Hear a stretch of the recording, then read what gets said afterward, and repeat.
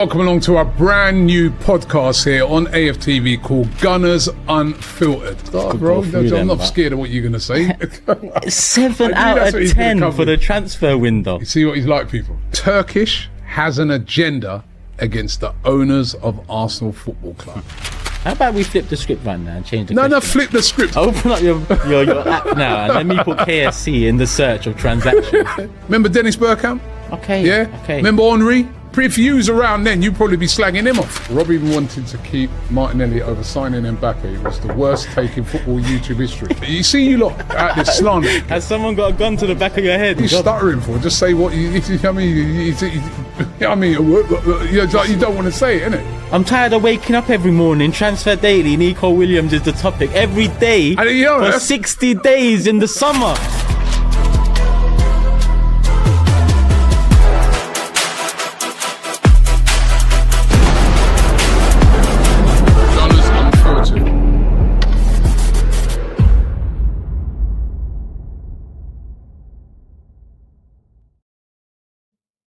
Hey, Unreal Trainer. I mean, everyone go watch that show. But first and foremost, like a big shout out to Ryan on production, Max, who's done a lot of the work on design behind the scenes. The set looks crisp. And yeah, that's going to be a lot of fun. And welcome back and welcome to Bhavs, who's here to chat for the next hour, all things Arsenal, man. How you doing? It's been a while since we've had a little chat. I'm excited for this. Yeah, 100%. I think the last time we had a chat live on AFTV was the 0-0 against Everton with the infamous clip of when Liverpool had a player sent off, and I think Lee just grabbed me and started celebrating. I was like, yo, just like relax, calm down, because I kind of could tell that something was going to go wrong, and obviously, yeah. So hopefully some more positive stuff today. Yeah, let's hope we're not clipped up for the wrong reasons. I remember that day so clearly because I was still scarred from the whole celebrating the 0-0 draw thing. That the minute I read out, because I was just trying to give updates. Do you remember when I celebrated the celebrated? But you know the draw at Man City. That one, yeah. We've all seen that clip. Yeah. That was. Hold on, Arsenal. Yeah, still one of my best days as an Arsenal fan, and I was sat on that watch along next to you guys, and I remember Liverpool 1-0 down, and then Robson got the red card, and I read it out. And I think on the clip, you hear me say, we're not winning yet. Yeah. But literally, they cut the clip, whoever first cut it, because everyone then pulls the same one, right? 100%. They cut it just before I said, guys, I've been clipped enough times to know. But that doesn't make it. That doesn't make the little clip. So there we go. And everyone has their fun. But that's it. And yeah, they've been on content together since, man. But that's flown by. That was over 3 months ago. That was December pre-year 2024. So it's been a while. Yeah, it's been a while.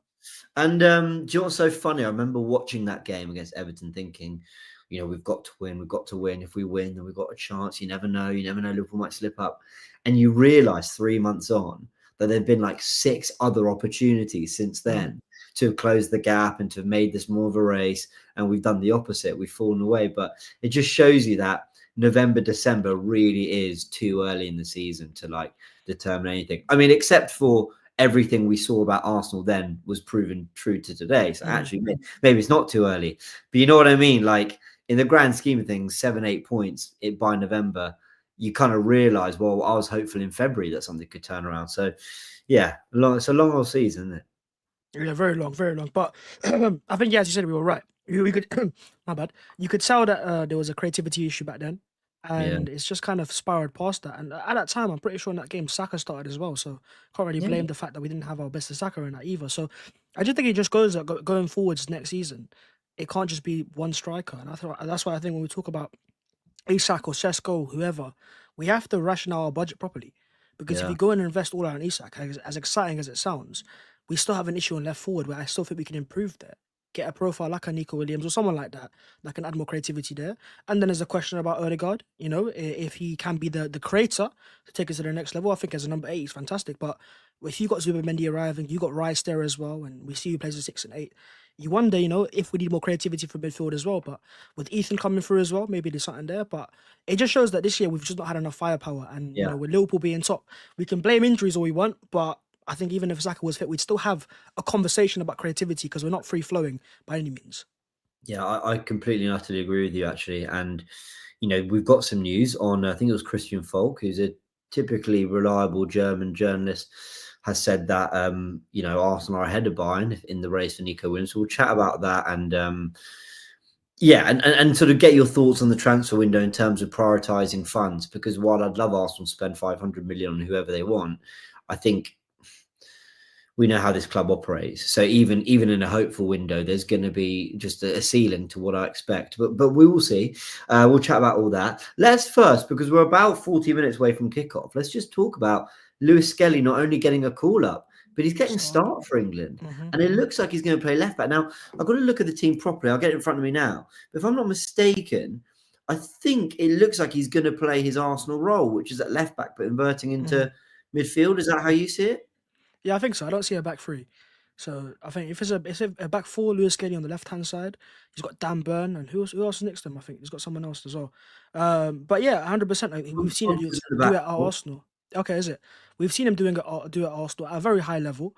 And if you talk about inverted fullbacks, Lewis Skelly is kind of exactly what you want. Very strong defensively, can track back obviously, great in his 1v1 duels, but also in midfield he's brave.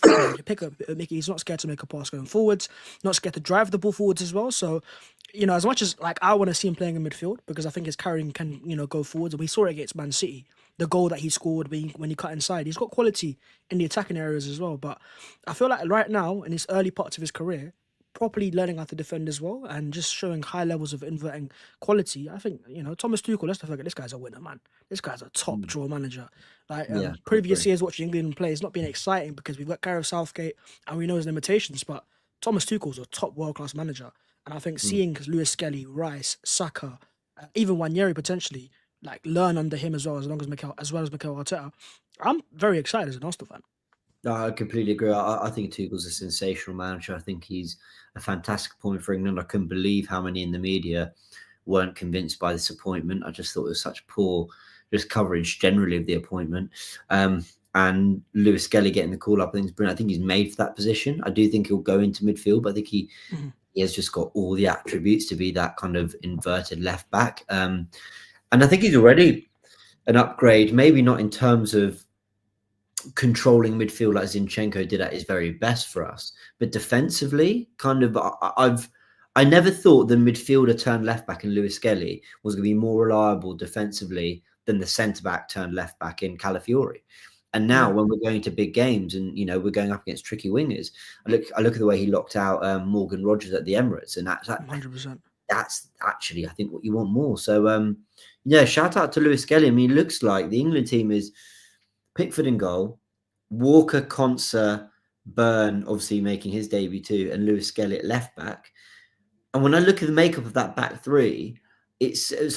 it suggests that maybe Walker might tuck in. You might get a Walker, Konsa, Burn sort of set up as a back three. Lewis Skelly could move into midfield, and you got Rice in there with Foden and Bellingham. It's Rice with Bellingham and Jones. Okay. Good to see Jones actually getting some minutes. Actually, I think he's a really good player.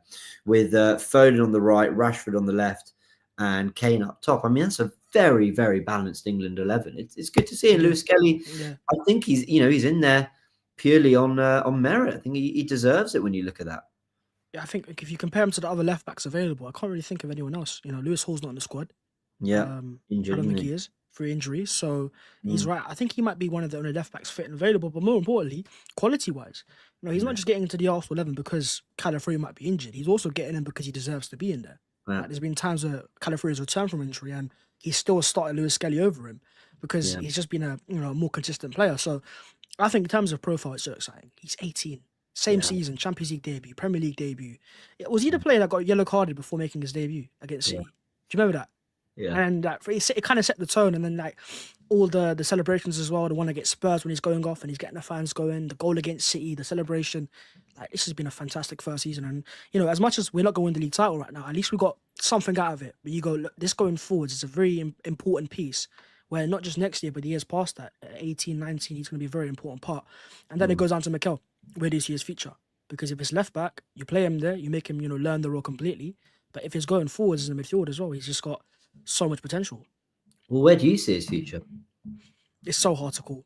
It's so hard to call because I can literally say, midfield, but we haven't seen him start there enough, right?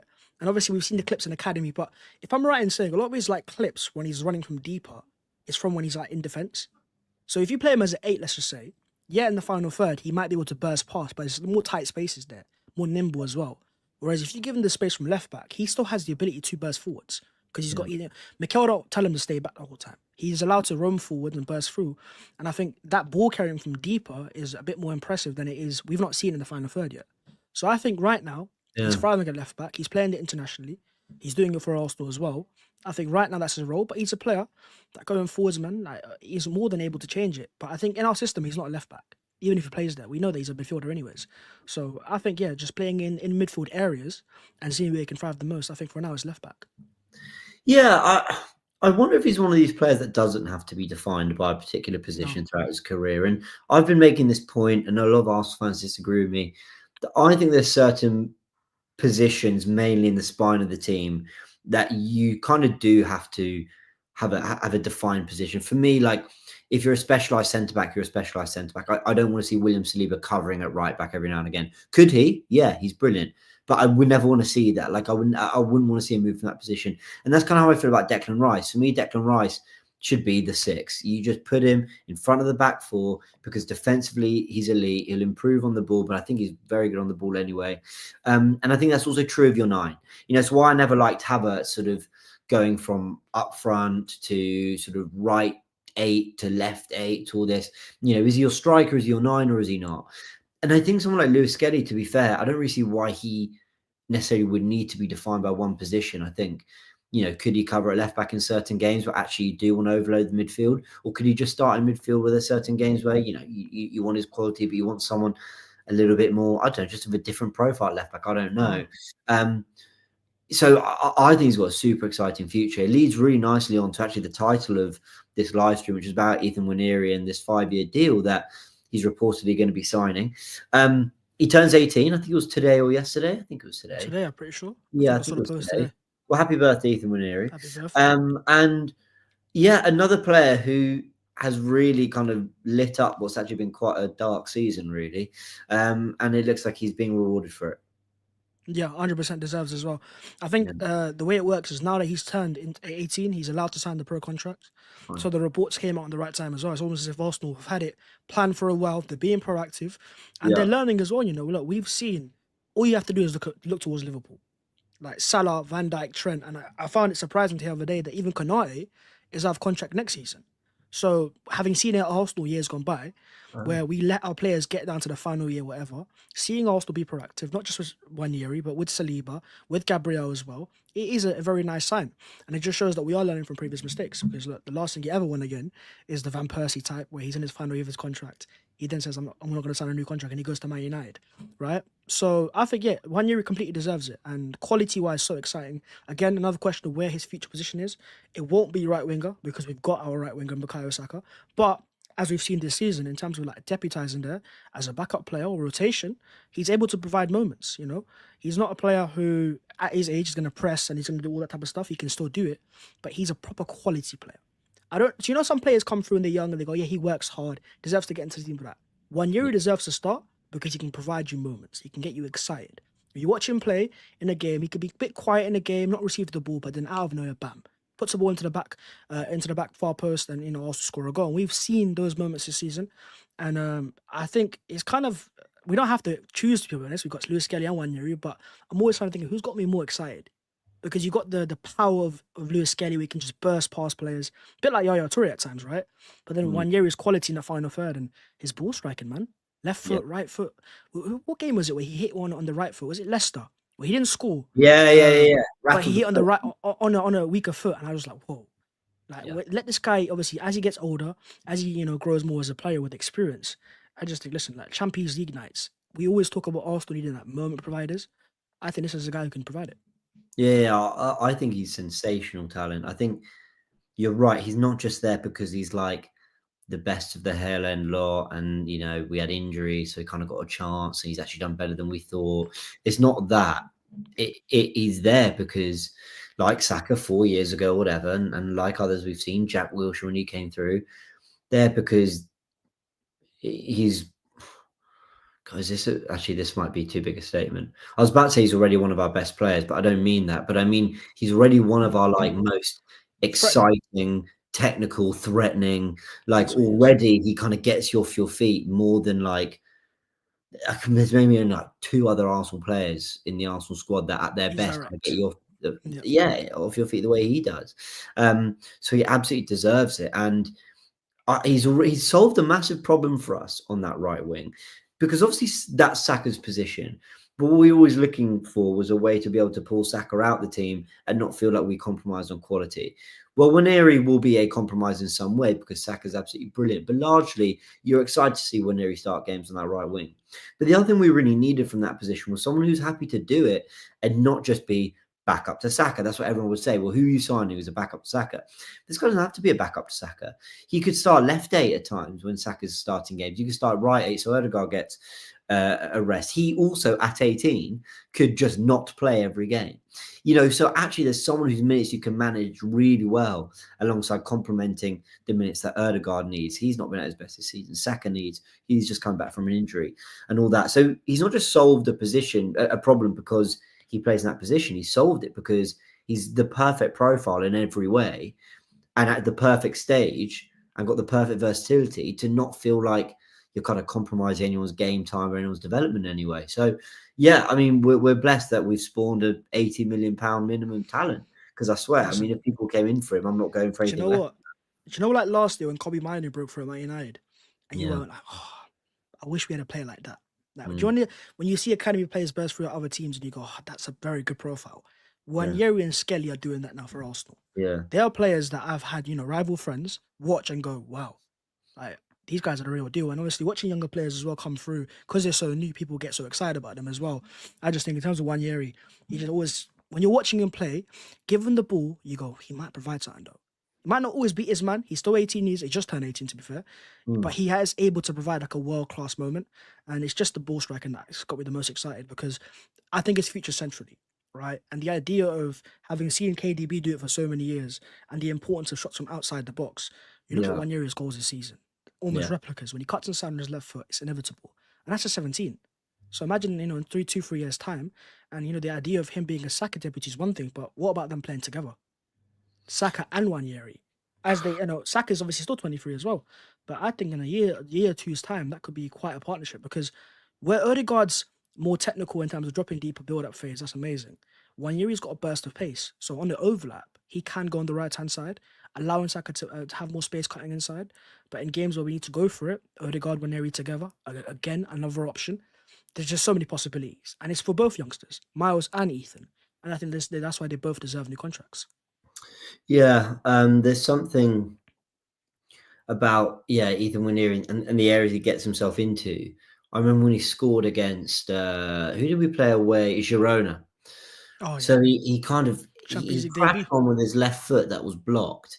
And then, like, within 30 seconds, he got another one off a goal, which was a harder angle. He had to pivot more. And he found the corner. And that's when I was like, yeah, wow, he's kind of got that strike to the far post just really nailed. Yeah, someone's put, Axe's put trademark goal. It really is like, and look, he's not the first player to have invented that type of goal, obviously. But he keeps repeating it. He's been repeating it in his first sort of season in senior football, which is really, really impressive.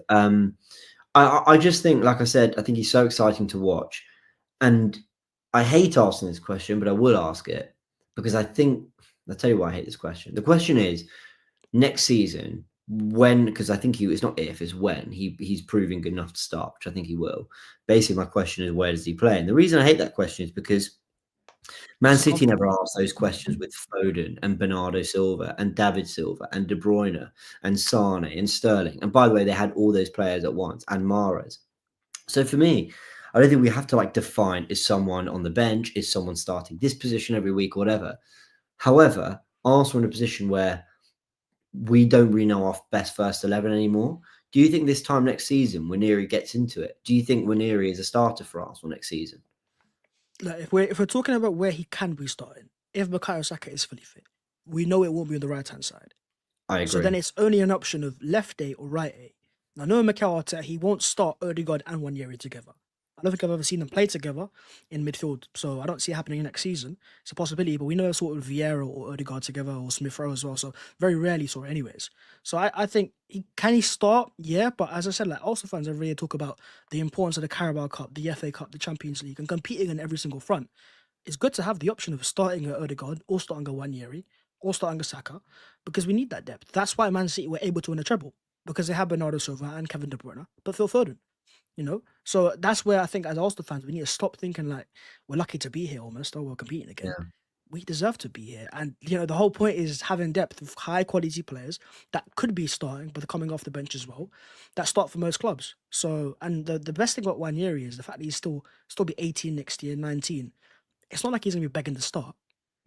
If he's in his, if they had two players at 25 that they're in the peak of their powers and they want to start week in, week out, that's one thing. But Nwaneri is a player still young. If he ain't starting, it's because he's still young as well. He still needs to learn his graft as well. But going forwards in the future, it will be uncomfortable at times. But when you got the captain there as well, and Odegaard's not a bad player. If you're asking me either Odegaard or Nwaneri, again, that's quite a good debate to have. A couple of years ago, we were starting Joe Willock there, with all due respect, right? Or Lacazette as a 10. So I think, going forwards, I think he can be a star. He will be a star. You look at that quality, he will be a star. And it's more a matter of who he displaces, and I think it'll be more likely to be maybe Odegaard than Bukayo Saka.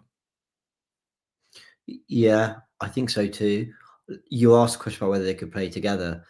We actually have seen it once. It was pre-season, so it was pre-season, so not in a competitive game. But I think Man United pre-season. What was it? I think we beat them 2-1. He started Jorginho, Odegaard, and Nwaneri was the left 8. And what I found really interesting about it was, what I found so strange was, why was Nwaneri the left 8 and not Odegaard? Now, you could say it's because, Odegaard's always been our right 8, sure.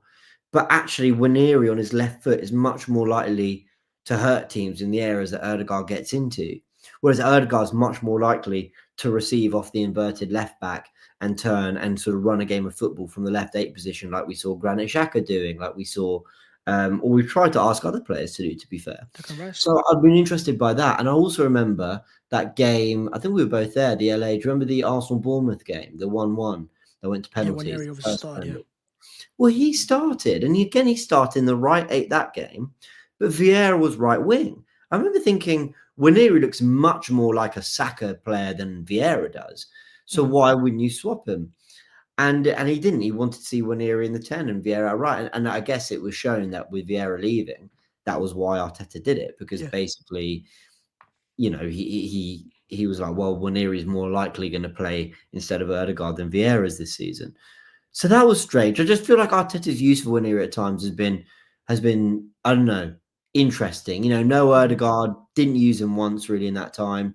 No Saka, now he is using them, even though we never really saw him as a right winger. So I don't know. I'm really interested to see how he develops. Do you know what's funny as well is, remember that Everton game we were talking about right at the start of the stream? If I'm right in saying, didn't he take Odegaard off in that game for Nwaneri? He did, yeah. Yeah. So I think Mikel is going to have a bit of an uncomfortable question at one point next season, where if we get into Zubimendi as an example, and you got Declan Rice, and you got the two players that in the build-up phase with Timber and Calafiori or Skelly and the centre-backs, your build-up phase is near perfect. You don't need a player dropping down deeper. You need your 10 to then score goals. We saw Odegaard do it in 22-23. Can you repeat the goals? Again, that's the question. And I think Nwaneri's a more natural 10 anyways. He's a more natural player in terms of in the final third. This year, he's got 7-8 goals already, one of our top goal scorers, and that's his first ever season. I expect next year with more confidence and a bit more arrogance as well, because I think he realizes, look, I've got the quality and the technical ability, but when you start seeing the arrogance as well, which every top player has, I think I saw a clip of him today in England training, the under-21s, and he's cut inside, rolled it over and just travelled it in. That just takes proper high-level confidence. And I think we'll see more of that next season from Nwaneri when he starts to realise, look, I'm here, I deserve to be here, and I'm better than most players here on the pitch technically.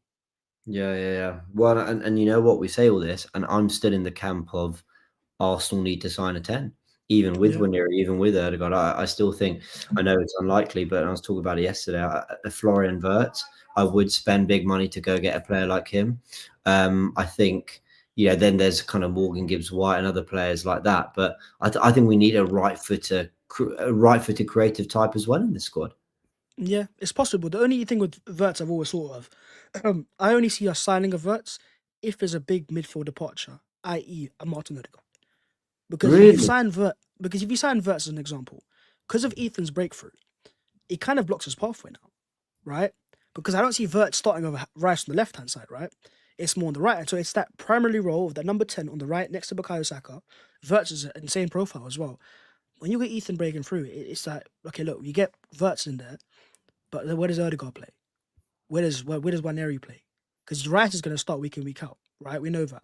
If we're going to Rice as a 6 and Verts and Odegaard, that will be some cases, but I don't think week in, week out. We know Mikel prefers more power anyways. So for me, that number 10 role is Odegaard Nwaneri for now. That's why we've not been linked to him that much either, you know? I think No, we it'll be more a haven't. question. And I think profile-wise, Nwaneri he can become the perfect 10. He can score goals, he can create chances, he can dribble, he can carry.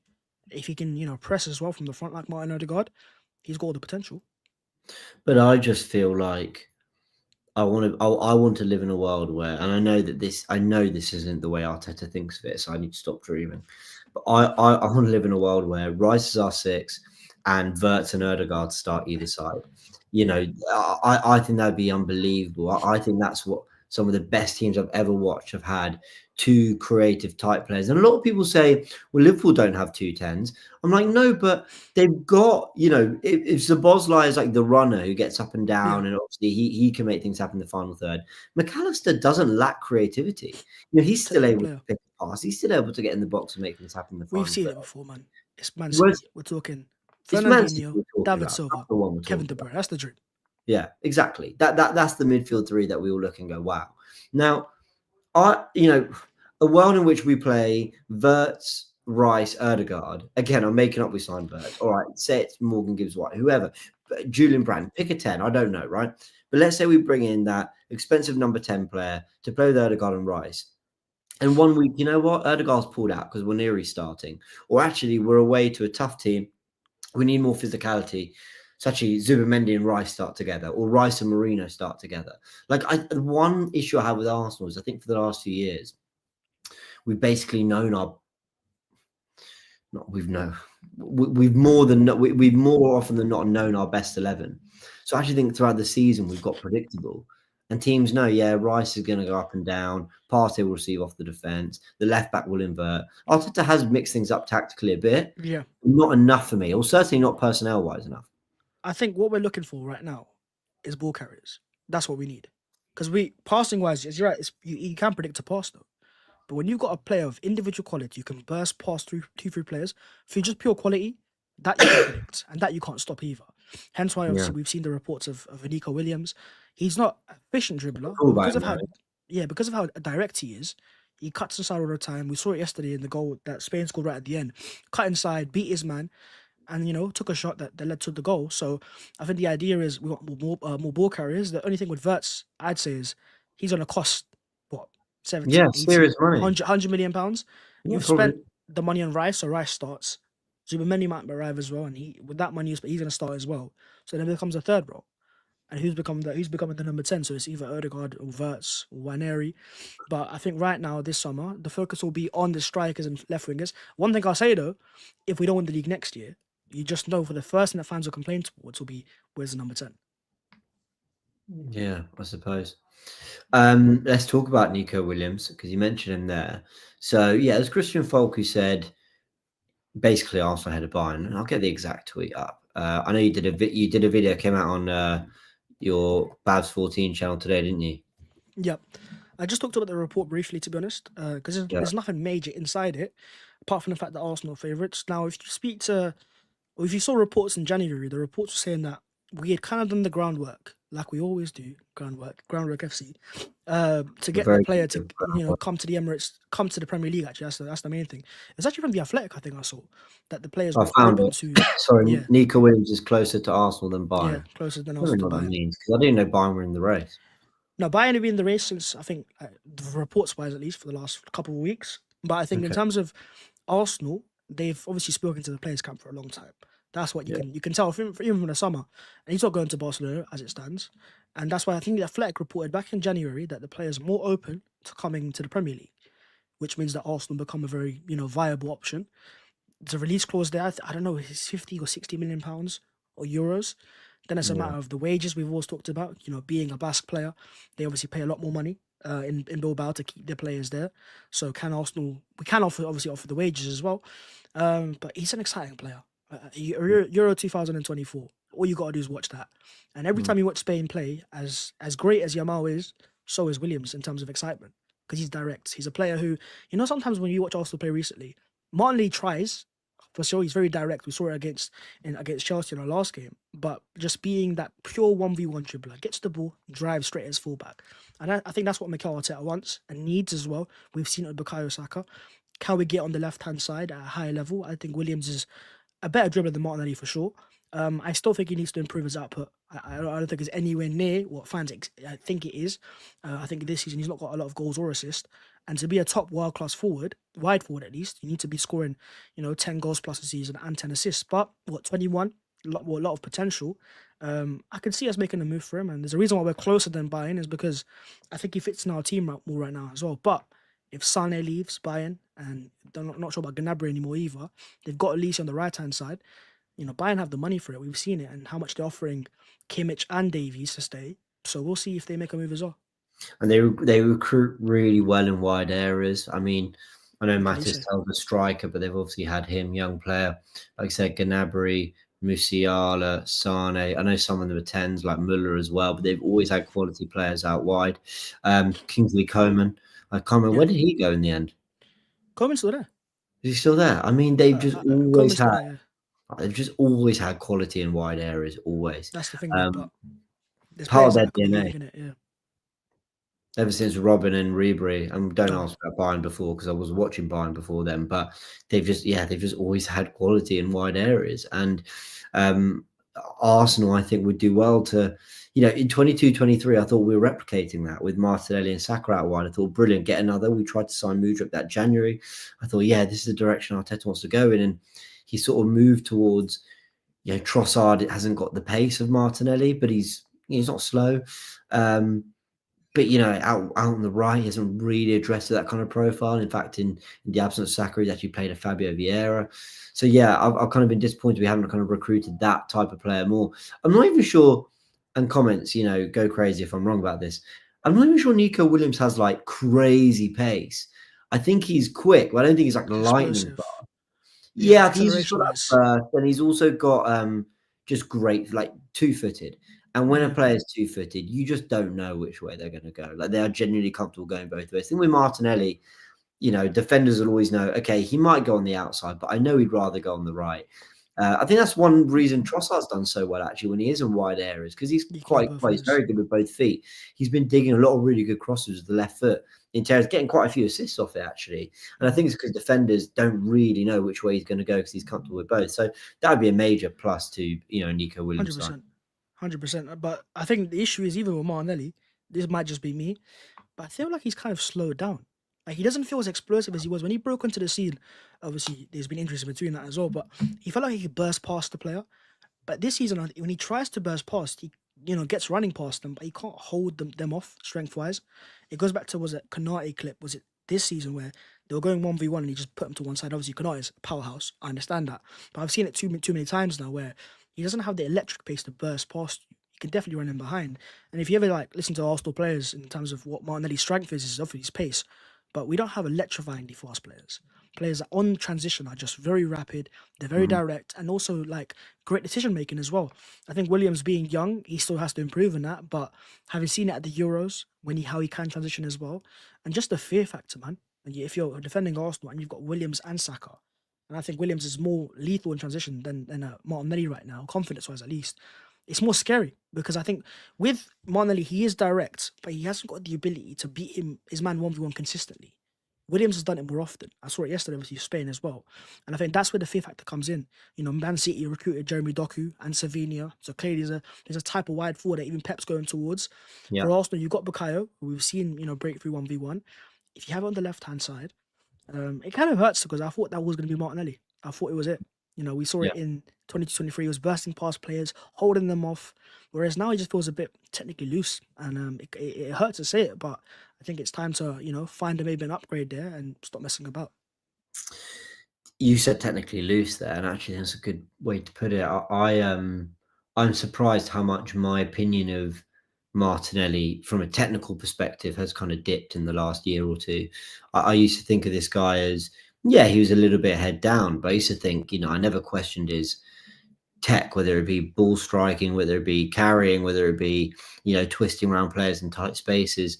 But I actually feel like we've seen hardly any of it in the last year and a half, since the end of 22-23, where I had him down as our 22-23 player of the season. I thought he was in the running as well, the player who stepped up to it, which is why I wouldn't really give up on him, because I saw other players really go missing in the run-in in the 22-23 campaign chasing City.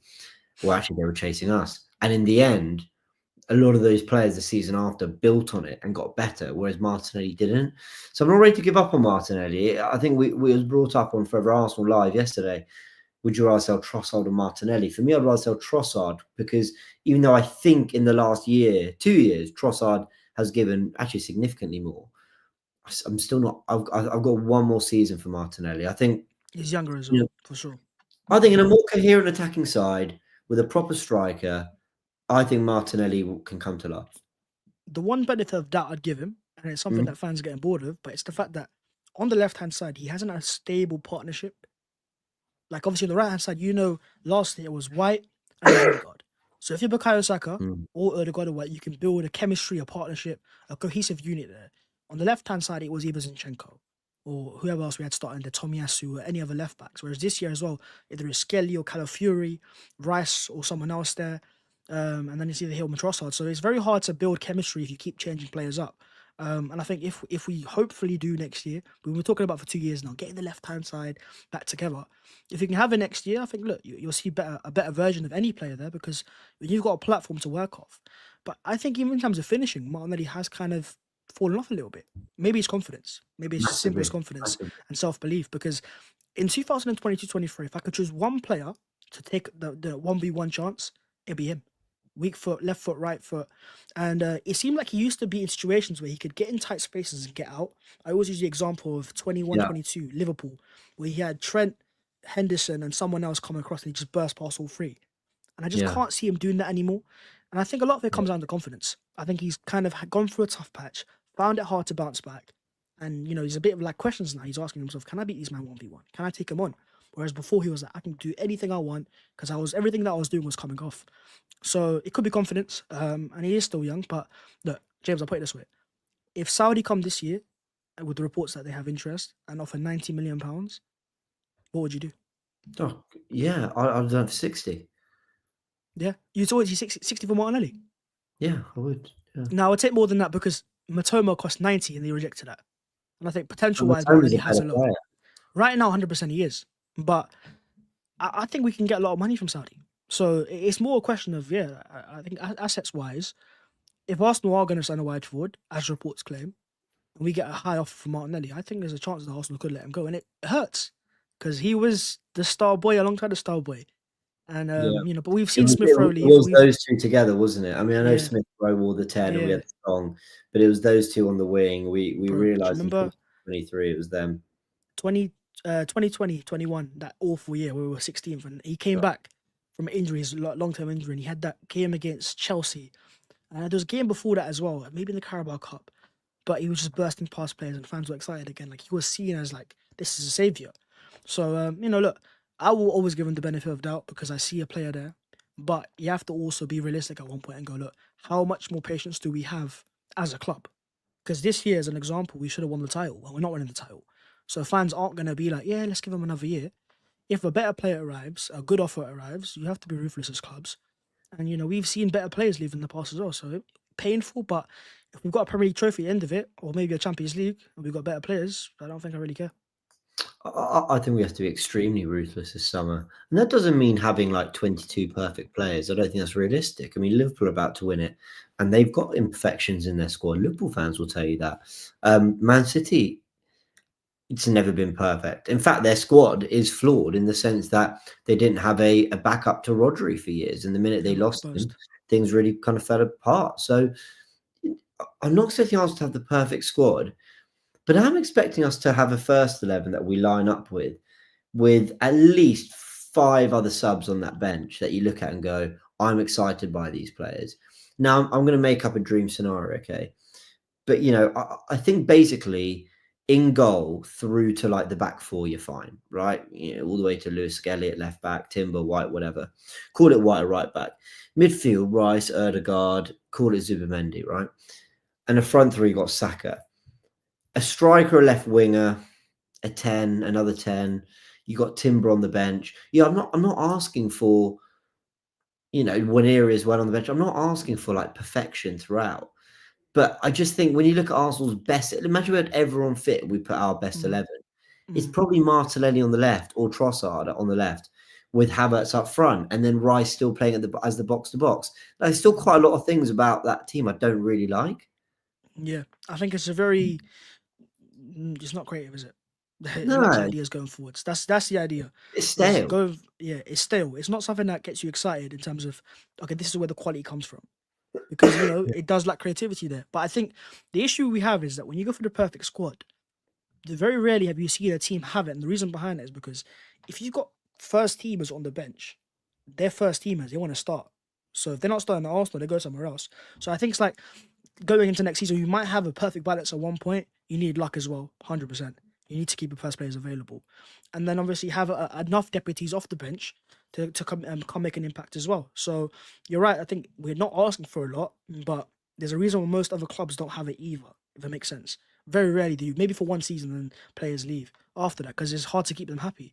But the benefit that we have is, like, Man City do as well, every single competition. And that's why I want to see Mikel be, more proactive in terms of rotations. And he has done this season to an extent. But I think this year, like, for me, what it showed is, look, the ceiling obviously hasn't been a title, but the floor, the fact that we've had quite a few injuries, significant injuries as well, and we're still clear in second. We're not fighting for top 4. It shows that the floor is there now. So we need to have that ceiling raising window where the signings that we're making, the signings that we're going to make have to be, let's raise the ceiling of the squad now. Players that in games that we've kind of suffered in, not being the best, can just bail you out. I've seen Liverpool do it this year where I won't say scam wins, but they've had like even games. Other teams had chances. But then Mo Salah or Trent pings the ball behind, Salah's behind, and he scores and you go, oh, here they go. There they go again. It's those inevitable players. And whether it's our striker, we will get a striker this summer. If it's Isak, it's a dream. If it's Chesko, it's not bad either. And then the left-hand side winger as well. But I think I still agree. Even if your midfield is Zubamendi, Rice, Odegaard, I question the creativity. I do. We've seen Liverpool this year with, Szoboszlai not being as creative, I'd say, as maybe a KDB in past years. But they've got Trent Alexander-Arnold behind Salah. Two top creators. Apart from Bukayo, who's our other top creator, I'm talking big chances as well. Odegaard can create chances outside the box, a little pass. But I'm talking balls in behind to penetrate. I think that's the question I will still have. No, totally fair. We've got about just over 50 minutes to go. We'll chat about Calafiori. But while we're doing this, I'm actually going to get my iPad set up because I want to keep an eye on Lewis Skelly. He's going to be walking out for England very, very soon in the next minute or two. In fact, it might be happening right now as we speak because England are playing a World Cup qualifier against Albania at Wembley. I mean, what a moment. Yeah, so they are out. They're singing the national anthem. What a moment for Lewis Skelly this is right now. They've just sung the national anthem, although I might be a minute or two behind. He's wearing the England colours. He's playing at Wembley Stadium. I remember the footage of his mum said, how happy she was when he came on in the Champions League, making his debut then. He's since then been playing in massive games for Arsenal, starting in a Carabao Cup semi-final, starting in big games against Man City, scoring against Man City, his first goal for Arsenal. And now here he is at Wembley. I know we talked about it earlier, but I'm just keeping an eye on it because this is a really great moment for a young player coming out of Haaland. I think we should be really proud of this. 100%, man. 18 years of age is so young. Me, Turkish, were very lucky enough to be on the flight back from America with Miles' mum. And we got to speak to her because obviously it was a flight where you stopped and you go again. And so obviously we spoke to her at Heathrow Airport and just having a conversation with her. And I think at the same flight you had Aiden Heaven's mum as well. And I think she could kind of tell at that time with Aiden that because the pathway wasn't as clear with Gabriel and Saliba in the way, that, they were talking about maybe leaving. But with Miles' mum, you could just tell that the surroundings of Miles is perfect. She's such a humble lady. So nice as well in terms of open and speaking to everyone. But also in terms of, I think she realised this guy's going to break into the team. that he's going to break into the team. And that's after we signed Calafiori and Zinchenko. And you got Tierney as well. Don't forget Tomiyasu, still exists. Or maybe Yuri and Timber. So when you've got a high quality player, no matter what age he is, they break through. Like we see with Ethan and now Miles, top quality players. And 18, man, World Cup 2026, the more he plays in front of the country as well, I think they'll fall in love, because that's what Arsenal fans have done. Yeah. Watching him play, seeing how brave he is, it's got Arsenal fans are so excited to watch him play. I think they're going to love him. Is Thomas Tuchel getting ready his first game, is a competitive one as England manager. I agree. I think the nation will fall in love with Lewis Skelly, as Arsenal fans have as well. I think it's a pretty specialist position, inverting from left back. Yeah, the cameras are on him now. Man, I feel like a proud dad. This is hilarious. I remember Turkish in pre-season. We all talk about Nwaneri. Turkish kept saying, like, he was really making a point of it. He kept saying, guys like Lewis Skelly as well. Lewis Skelly as well. He is looking serious. So fair play. And I think you were in Philadelphia, weren't you, for the Liverpool game? Yes. Yeah, you were. He came on in that game, and for 20 minutes was just spraying passes into the 10, into the half space, into the pockets, just relentlessly, Lewis Skelly. And I was like, yeah, this guy looks serious. We've seen the ball carrier. And there he is. All cameras are on him right now. 100%. You don't think what? Sorry, I don't think we've seen his passing just yet. I think we saw it maybe in that glimpse against Monaco, where he played that passing behind to Gabriel Jesus. But I think as he grows as a player with more confidence and realizes that he's a first teamer now, not an academy player anymore, we'll see the confidence start to pull through. Yeah, agreed. We've got a super chat from Suj. He says, can you see a world where we sell Erdogan for 65 million, then go after Xavi Simons, Nwaneri as cover, then Quinton Timber as the 8, and Lewis Skelly as a backup? Quite a lot of moving pieces there, Suj. I don't think we'll sell Erdogan. I don't think we should. I still think Erdogan's had a poor season, but Erdogan of last season, the season before, was an unbelievable player. Like, I thought he was one of the best midfielders in the world last season. I really did believe that. Not as necessarily a creator as a 10, as an all-round midfielder. I loved watching him play. So I don't think we should be looking to sell Erdogan. And if we do, it's got to be for a crazy offer again. Something that the kind of money that you're going to replace that quality with.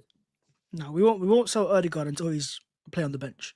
And that will take time, and it will take a big decision as well, because he's a club captain, man. We've got things that Arsenal have. We have a lot of leaders. So if Odegaard was to, get sold, we have players that are like Gabriel, Rice, and Bukayo Saka that can step up as captains. But the thing is, we have to give credit where it's due, man. He's been one of our best players the last 2-3 seasons. Is one poor patch going to be enough to sell the player? I think it's a bit harsh, a bit quick. Not for me. I still think if Arsenal are to get there, whatever there is, winning major trophies, being recognised as one of the best teams in the world, I think it will be done with Erdogan in the team, in my opinion. I still think Erdogan at his best is a part of that team for me. Just I look at the way he was being spoken about by, you were talking about how rivals speak about, youngsters when they come through, and the praise for Nwaneri and Lewis Skelly. I mean, I think about the way they were talking about Erdogan last year, so I wouldn't be giving up too soon. But like I said, 10 minutes ago, let's chat about Calafiori. The good news is it might only be 2-3 weeks out. The bad news is it's another injury. In fact, I want to check his injury record. That was something I really wanted to do. Because I think he's had 3 injuries already this season. Does that sound right? More than 3. I'm pretty sure, like 3, 4, 5 maybe. Oh, God, has it? Yeah, you're right. Calf problems in September, knee injury in October, knee injury in December, a muscle injury in January, and now this is another one. You're right, 5 injuries. Oh my God. Yeah. It's extraordinary. And the thing is, the 2 injuries that he's had, the knee ones have been identical as well. Like, in terms of yesterday, you've got the slip, and you had the same one against Shakhtar as well.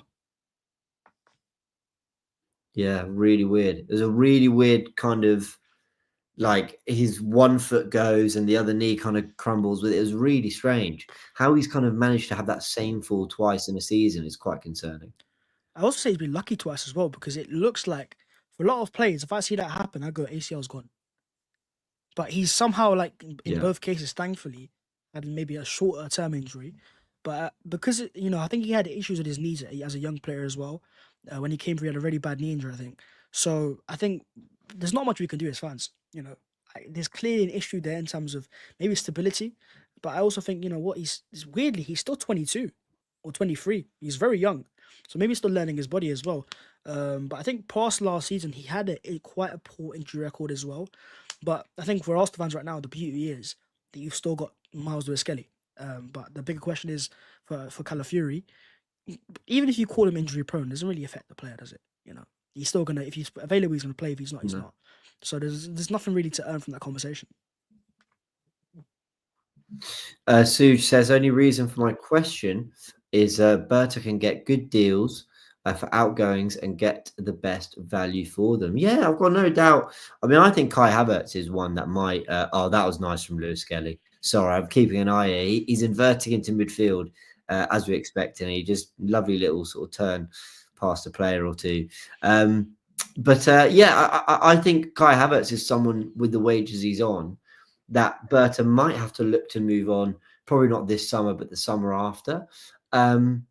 But yeah, I think there are some high-profile players that we thought were kind of almost non-negotiables for Arteta that I actually think Berta will do some business for in the market. I'm just not sure Ødegaard is one yet, in my opinion. No, I think Martinelli is far more likely to leave because of the interest and also the fact that he might not be a guaranteed starter. I mean, he's not been a guaranteed starter this season, to be honest.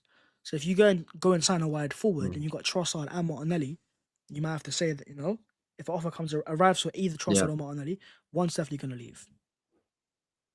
Yeah, totally fair. Now, while we got you, I do have to ask about Real Madrid quickly. I want a score prediction and your thoughts and feelings on the ties and how they're going to go. Do you know what? I'm always so optimistic as well. But this season has been a humbler, man. It's been a humbler. The last 2 years, like watching Arsenal, you go, yeah, with the team, we can do it. But like seeing Arsenal let us down this year sometimes in games that. The thing is, though, in big games, this is one thing that gives you hope. In big games, Arsenal turn up. We haven't lost a big game all season in terms of against the big six. If we can win at Anfield or even get a draw there, we'd go 2 back-to-back years without losing against the big six. So if you count Madrid as, because they are a big team, they got gargantuan, I think that helps us, the fact that our players do turn up in those games. But my issue is, with Madrid, you can have the perfect game tactically. You can be everything you want in terms of the performance, but you need to be lucky. And do we have luck on our side? Now, if you go off our injury record, look at Calafiori as an example, we're not the luckiest of teams. And I think against Madrid, that's what the matter is going to be. It won't be tactical battles, because tactically, Mikel can give any manager a run for his money. But Mbappe, Vinicius, Rodrigo, Bellingham, this is high-quality players that they can just provide a moment. Bellingham's an example. He can have a bit of an uneventful game, but just poke a goal in out of nowhere. So for me, I have to rely upon our defense. I still preferred Madrid over Atletico. Reason being because I think our defense is more suited as our strength than our attack. Against Atletico, the idea of our attack, who can't even break down West Ham, going against Simeone's defense, I'm like, no chance. But against Madrid, the one thing we have is that our defense is one of the best in the world. I think right now in the Champions League, it might be the best or second best behind Inter Milan in terms of stats-wise. So that's a strength of ours, and I'd rather rely upon our defense than our attack. Hence why I preferred Real Madrid. Plus his experience as well, see how you rank against the best team in Europe, the current European champions. And let's just say you can knock them out. I mean, look, the funniest thing with Arsenal is we could have knocked Madrid out, and it's probably not going to happen, but if we could, and then play like a Villa in the semi-finals and lose, and we're like, kind of all for nothing. But I still feel like, look, Nwaneri again. I'm hopeful. More than like confident, I'm hopeful. I'm hoping for the best. I mean, Nwaneri knocking us out of Europe again would be painful, but let's try earn that. They'd have to get past PSG, and I think it'd easily be PSG versus Barcelona in the final. I think that would be a tremendous final, the way those two teams are playing. All right, I think we'll leave it there, mate. A couple minutes early, but it's all right. We're keeping on England, Albania here. They're 6-7 minutes in. England playing some nice football, and Lewis-Skelly Yeah, playing the role he's been playing at Arsenal, which is good to see. Like I said, it's just good to see our young players getting these opportunities. He thoroughly deserves it. I'm sure it'll be Ethan Nwaneri too as well. Happy birthday to him. He signed a 5-year deal. Everyone, I know you all are already, but go subscribe to Bhavs 14. I know you dropped a video, 4 or 5 hours ago, right? Yeah, literally dropped it early in the morning. So it should be video out. Maybe it was Saturday, Sunday as well. So back on the ground, man. Yeah, good to see you, man. Everyone go and subscribe, although I know you already have, and go check out the latest video. Obviously, I'm doing stuff on the Gooniverse and the Gooniverse 2 as well. And everyone, big thanks for tuning in here to AFTV. Subscribe to the channel if you haven't yet. All updates, live shows here at 7 every single day. Of course, we've got the new Turkish and Robbie show as well. And I believe a trailer will play as I hit to end this stream. So big thanks, Bav. Been an absolute pleasure. And I'll see you very soon, mate. Cheers. Welcome along to our brand new podcast here on AFTV called Gunners Unfiltered.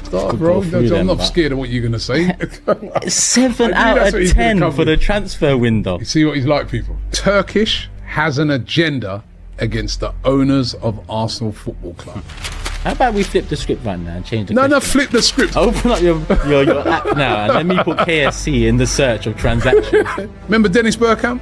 Okay. Yeah? Okay. Remember Henry? If you was around then, you'd probably be slagging him off. Rob even wanted to keep Martinelli over signing Mbappe. It was the worst take in football YouTube history. You see you lot out this slander. Has someone got a gun to the back of your head? What are you stuttering for? Just say what you you